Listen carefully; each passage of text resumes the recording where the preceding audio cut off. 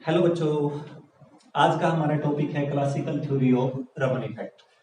इससे पिछले लेक्चर में हमने ये डिस्कस किया था कि रमन इफेक्ट है क्या। थोड़ा सा एक बार उसको कोरिलेट करते हैं मतलब पिछली बात में हमने क्या की ताकि हम आगे समझने में आसानी हो।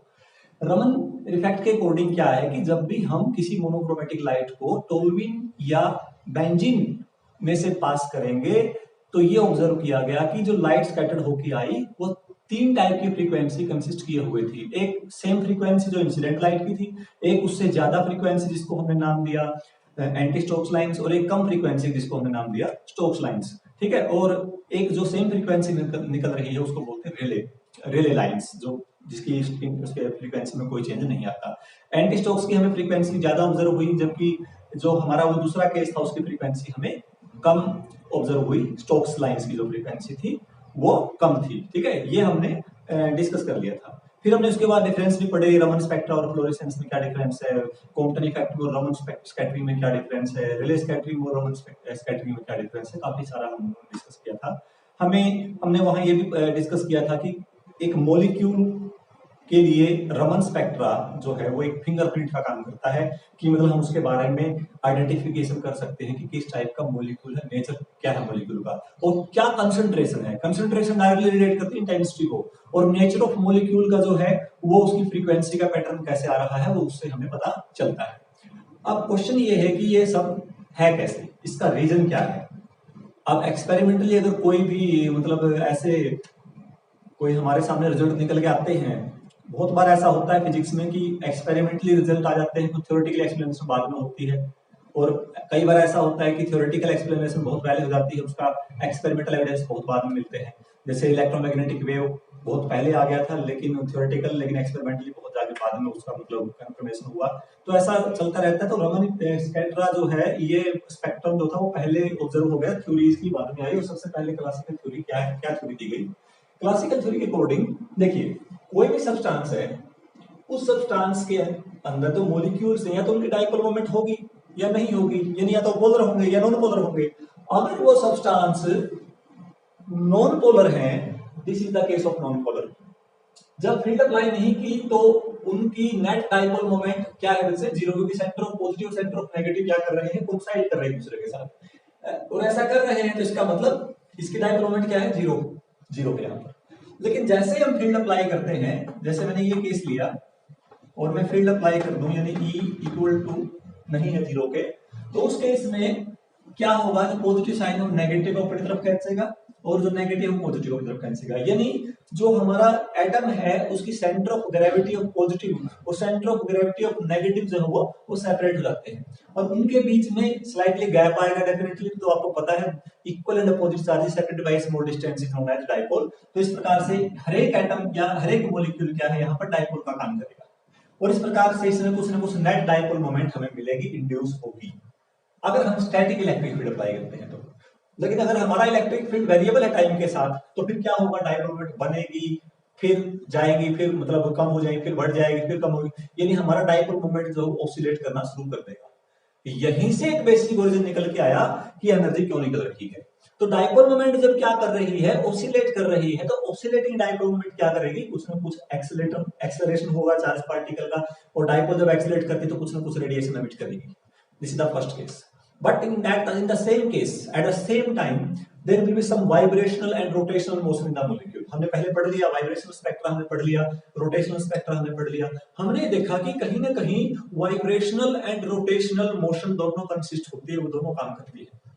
अब होगा क्या, जैसे हम वाइब्रेशन का एग्जांपल ले, मान लेते हैं एक इसके अंदर डाइपोल मोमेंट इंड्यूस हो गई, एट ए टाइम कोई मॉलिक्यूल वाइब्रेट कर रहा है, और वो वाइब्रेटिंग मॉलिक्यूल क्या कर रहा है, इसको डिस्टर्ब कर रहा है, जिसके अंदर डाइपोल मोमेंट है।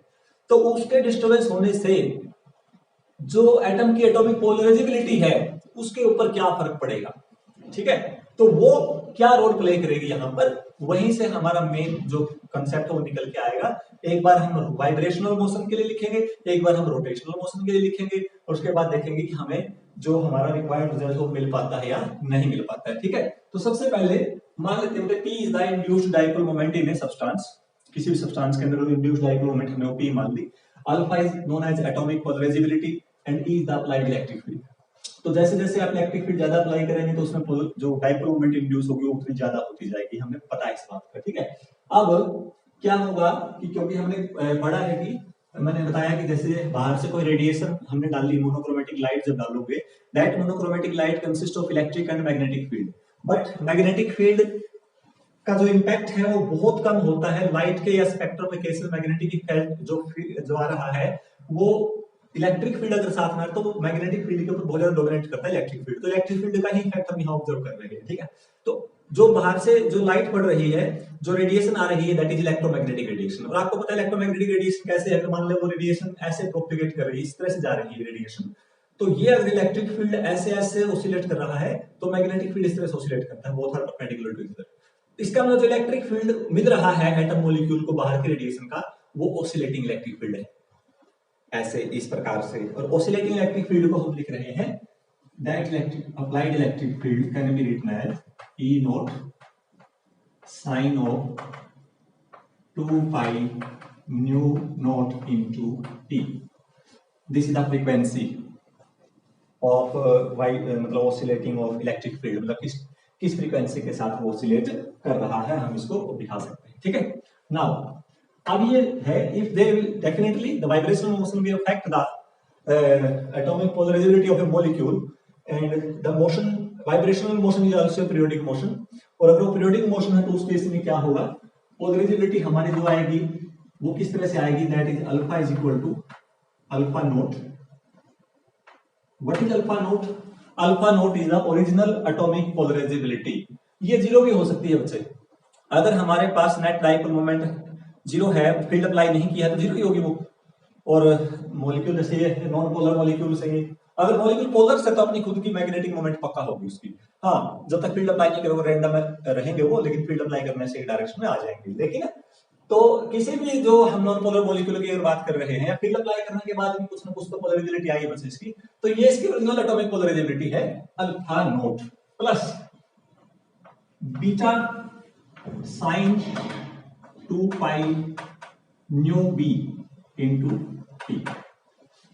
ये जो फैक्टर है ये वाइब्रेशनल मोशन का फैक्टर है, और beta is the rate of maximum rate of change of the polarisability. यानी मैक्सिमम कितना चेंज हो सकता है, इसकी वैल्यू 90 कर दो, साइन 91, तो मैक्सिमम हमें अल्फा जो मिलेगा पर अल्फा नोट प्लस मैक्सिमम कितना चेंज देगा, ये बीटा देगा। तो बीटा क्या बचे यहां पर, beta is the maximum rate of change of atomic polarizability,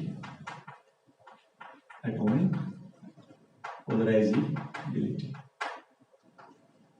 ये बच्चे हम ऐसे दिखा सकते हैं, ठीक है। अब हमारे पास ये इक्वेशन नंबर 1 है and this is the equation number 2। अगर मैं इस इक्वेशन में पुट कर देता हूं तो हमें जो डाइपोल मोमेंट मिलेगी, that induced dipole moment will be equal to alpha की जगह आ गया बच्चे alpha note plus beta sine 2 pi nu b into t into E note sign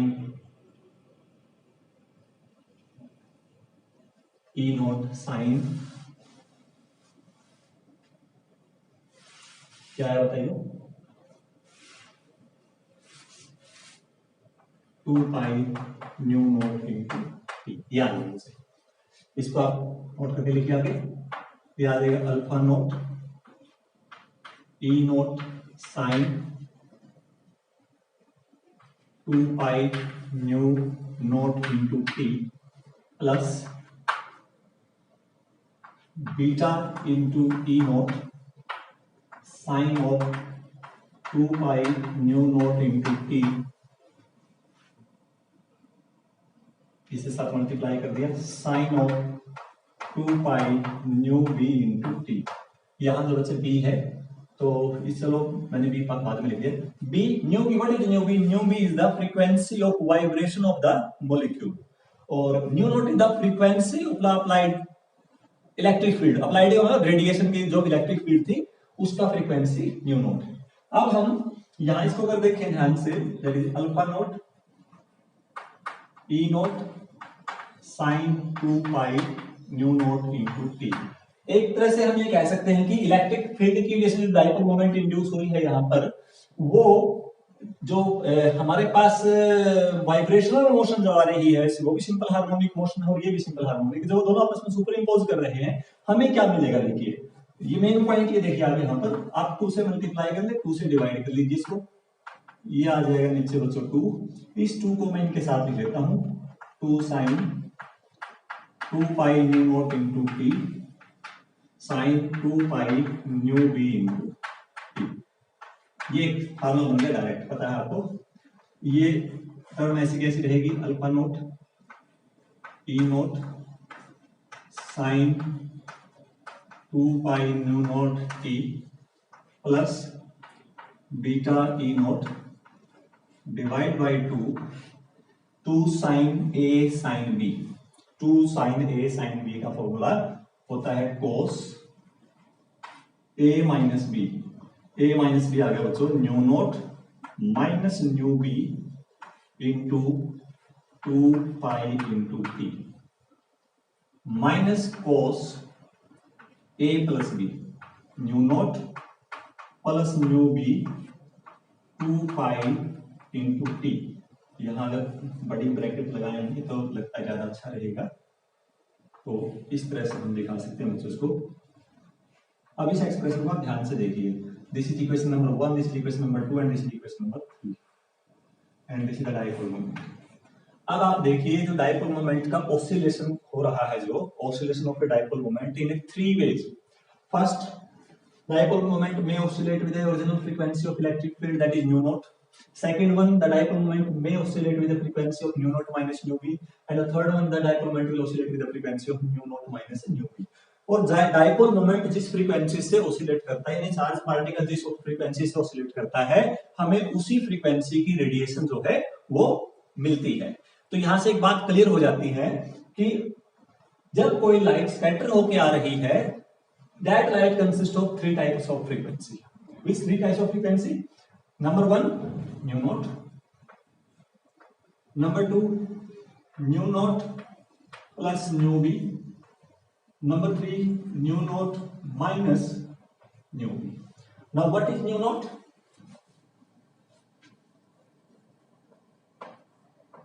What is nu naught? Nu naught is original frequency. Original frequency that is belongs to a relay scattering.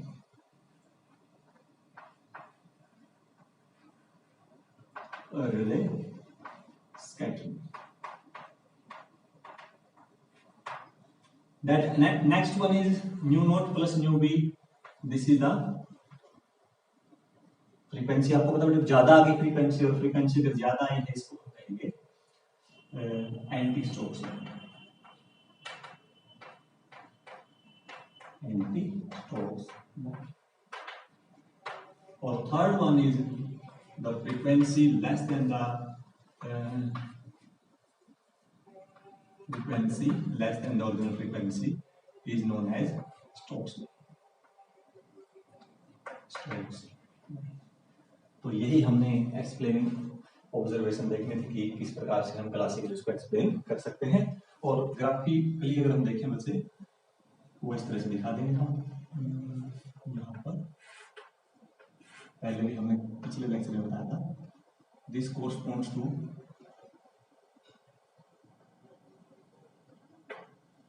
Corresponds to Rayleigh line. इस centre से इस तरफ और इस centre से इस तरफ कितने डिफरेंस पे? न्यू बी के डिफरेंस पे, that is nu b and that is also nu b, but this is nu naught minus nu b, this is nu naught plus nu b and this is the frequency nu naught. तो original frequency Rayleigh line को represent कर रही है, this will represents Stokes line and this will represent anti Stokes lines. आप मैंने peak देखा बच्चों, मैंने पीक ज्यादा बनाई है। ये ज्यादा पीक का मतलब मैं इस तरफ मैंने इंटेंसिटी दिखा रखी है और इस तरफ मैंने फ्रीक्वेंसी दिखा रखी है। तो सबसे ज्यादातर रिले की तो इंटेंसिटी नॉर्मल सी बात है, क्योंकि मैक्सिमम लाइट जो है मोस्टली चांसेस ये कि हमें बिना चेंज के फ्रीक्वेंसी मिले। फिर एंटी स्टोक्स लाइंस और फिर स्टोक्स लाइंस, ठीक है। तो सबसे बड़ा इंपॉर्टेंट रमन का जो सबसे बड़ा जो उन्होंने डिस्कवरी किया वो ये एंटी स्टोक्स लाइंस था, जो कोई पहले इसको ऑब्जर्व नहीं करता। Stokes lines, Stokes and anti Stokes lines है, ये स्टोक्स लाइंस है बच्चे, ये एंटी स्टोक्स लाइंस है। तो ये तो ऑलरेडी ऑब्जर्व थी, ये भी थी, तो ये रमन की सब बड़ी अचीवमेंट थी, और जिसके जैसे 1928 में उन्होंने डिस्कवरी की और 1930 में उनको नोबेल प्राइज मिला। इंडिया के मोस्ट प्रोमिनेंट साइंटिस्ट में का नाम आता है, और हमारे लिए बड़े गर्व की बात है कि इंडिया जब तक आज़ाद भी नहीं हुआ था और इन्होंने ये हमारे लिए मतलब देश के लिए इतना अच्छा काम किया, गुलाम होते हुए भी, मतलब सुविधाओं की कमी होते हुए भी। ये कहा जाता है कि जब हमने इसके पिछले थ्योरी वगैरह पढ़ी, लेक्चर्स पढ़े, तो वहां से मतलब ये बात निकल गया, ये पता चला कि जब उन्हें स्पेक्ट्रा लिया होगा ना, तो स्पेक्ट्रा लेने में कई दिन, कई घंटे, कई कई दिन लगे थे। इतना पेशेंस होता था उस टाइम में। आज तो spectra with in second, fractions of second या मिनट में आपको स्पेक्ट्रा मिल जाए, कंप्यूटर उसी टाइम एनालिसिस दे देता है। लेकिन उस टाइम देखिए उन्होंने मतलब कितने पेशेंस से काम किया होगा। तो ये सैल्यूट है मतलब इस पर्सनैलिटी को, हमारे लिए पूरे इंडिया के लिए गर्व का विषय है और रहेगा हमेशा। तो बच्चों ये हमने कर लिया। ऐसा ही ये तो वाइब्रेशनल फ्रीक्वेंसी बच्चों, same case we can also explain for the rotational frequency. Now what is rotational frequency? Body जब जो मॉलिक्यूल रोटेट करता है तो इस तरह से रोटेट करता है। वहां एक खास बात है कि जब मॉलिक्यूल रोटेट कर रहा है तो एटॉमिक पोलराइजेबिलिटी पे, चाहे वो ऐसे जाए चाहे वो ऐसे जाए, एटॉमिक पोलराइजेबिलिटी पे एक ही टाइप का असर पड़ेगा। मतलब क्या है, उसने अगर डबल उसने वो किया, उसने इस तरह से मतलब पूरा साइकिल कंप्लीट कर लिया अपना, तो जो एटॉमिक पोलराइजेबिलिटी है वो अपने 2 साइकिल कंप्लीट कर लेगी, एज इट इज हमें दोबारा से मिलेगी जो उसके ऑसिलेशन है। यानी उसकी जो वाइब्रेशन हो रही है मॉलिक्यूल की वाइब्रेशन पर जो डाइपोल की जो फ्रीक्वेंसी है वो क्या आएगी बच्चे, उससे डबल आती है। तो उस एक्सप्रेशन में बस यही सेम आएगा, T इज इक्वल टू, इसको अल्फा डैश मान लेंगे, E naught sine 2 pi mu naught into T, ये इलेक्ट्रिक फील्ड की फ्रीक्वेंसी है।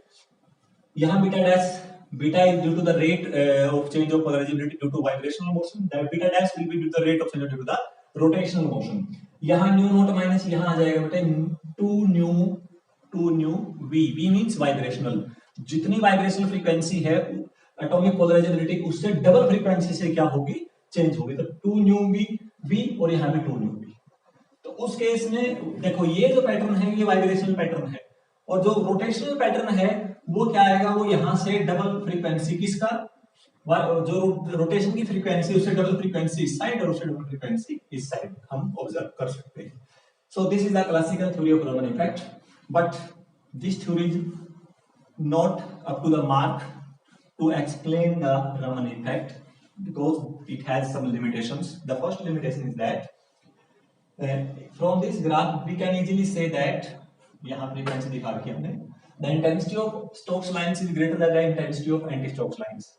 But classically it is observed that the, क्योंकि जो फिनोमेना हमने डिस्कस किया इस फिनोमेना के अकॉर्डिंग हमें ऐसा लगा और थ्योरी भी ये बता रही है कि इसकी और इनकी फ्रीक्वेंसी सेम होनी चाहिए थी, इंटेंसिटी में कोई फर्क नहीं होना चाहिए था। जबकि ग्राफ और जो एक्सपेरिमेंट है वो ये बता रहे हैं, और आपको पता जब एक्सपेरिमेंट में हमें रिजल्ट मिल रहे हैं इसका मतलब एक्सप्लेनेशन में हमें यहाँ कोई ना कोई कमी है। तो first case is that intensity के बारे में वो जो एक्सप्लेनेशन है डिफरेंट इंटेंसिटी की एक्सप्लेनेशन नहीं दे पाया। फर्स्ट लिमिटेशन क्या हुई, could not explain intensity variation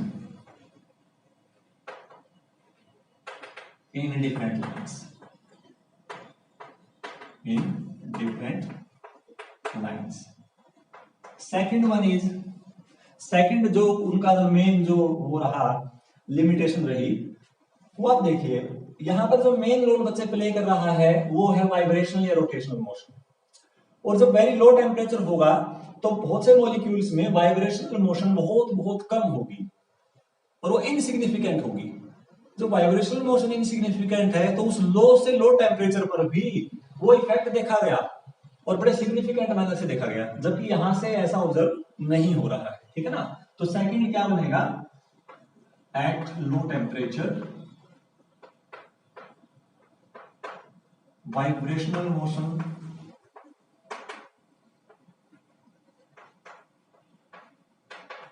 becomes insignificant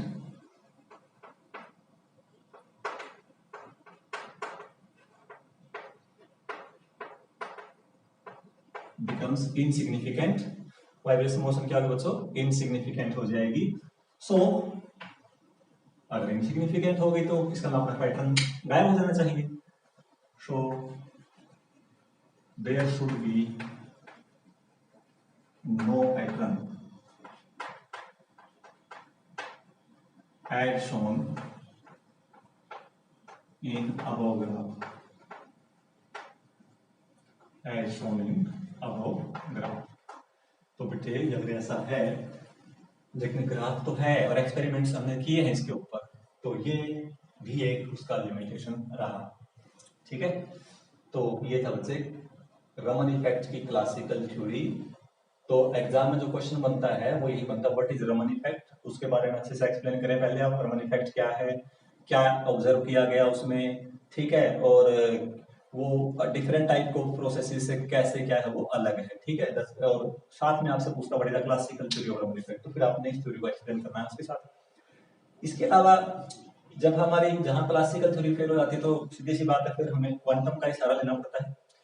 तो नेक्स्ट लेक्चर में हम quantum theory of Raman effect पढ़ेंगे और कोशिश करेंगे कि नेक्स्ट लेक्चर में हम इस चैप्टर को या मतलब कम से कम रमन इफेक्ट को कंप्लीट करवा दें। उसके बाद एक टॉपिक रहेगा इसका energy electronic spectra. Vibrational spectra हमने पढ़ा है, इसमें रोटेशनल स्पेक्ट्रा पढ़ लिया, रमन स्पेक्ट्रा हमने पढ़ लिया, the last one is the electronic spectra. आपको पता है बच्चों, देखो थोड़ा सा अगर मैं बताऊं, जब हम किसी भी मॉलिक्यूल को एनर्जी प्रोवाइड कर रहे हैं तो सबसे पहले वाइब्रेशनल या रोटेशनल मोशन ही होगी, क्योंकि इलेक्ट्रॉनिक जो ट्रांजिशन है वो बहुत ज्यादा है, बहुत ज्यादा। एक इलेक्ट्रॉनिक ट्रांजिशन में पता नहीं कितने सारे वाइब्रेशनल और रोटेशनल लेवल्स एग्जिस्ट करते हैं, काफी सारे, ठीक है। और जब हम इलेक्ट्रॉनिक स्पेक्ट्रा पढ़े तो वहां पर बड़े दो मतलब बड़े कमाल के फिनोमेना जो आपने बार बार सुने हैं, फ्लोरेसेंस एंड फॉस्फोरेसेंस, वो क्यों है, दोनों में क्या डिफरेंस और ऐसा क्यों होता है, उनका आंसर हमें उसी में मिलेगा। चलिए बाद में डिस्कस करते हैं, आज के लिए इतना ही काफी है। थैंक यू वेरी मच बच्चों। अगर आपको समझ में आया हो अच्छे से तो मैं रिक्वेस्ट करता हूँ बच्चों से कि आप चैनल को लाइक करें, सब्सक्राइब करें, और हमारे लिए तो इतना ही काफी होगा। हाँ, अगर कुछ आपको कमी नजर आती है प्लीज फीडबैक आप जैसे भी जो भी आप एक मेथड दें वो हमें फीडबैक दे सकते हैं ताकि नेक्स्ट लेक्चर में हम वो इम्प्रूवमेंट कर सकें। Thank you very much.